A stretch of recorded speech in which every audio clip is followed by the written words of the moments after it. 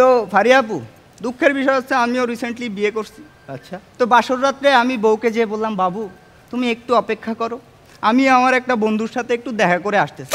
চিন্তা করো না, আমার এই বন্ধুটা না অনেক ভালো, তোমার অনেক ভাল লাগবে, একটু পরে না আমি তোমার সাথে মিট করাবো। মিট করানোর পরে এমন হইতে পারে যে আমার থেকে বেশি তুমি ওরে প্রায়োরিটি দিতেছো।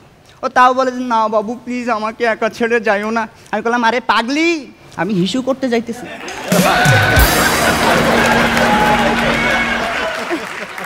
তো আমার সেই ফ্রেন্ড স্বাধীনের সাথে মনে করেন আমি তার বাসায় দেখা করতে গেছি সেদিন, যে দেখি ওর বাসার ফ্রিজ নষ্ট হয়ে গেছে, আর ও ইউটিউব দেখে ফ্রিজ সারতেছে।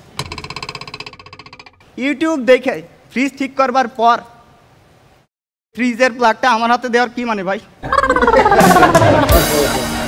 লাগাইতে জামু একেবারে কাছে চলে গেছি। লাগানোর জাস্ট এক মুহূর্ত আগে আমি আমার বন্ধু দিয়ে একবার তাকাইলাম।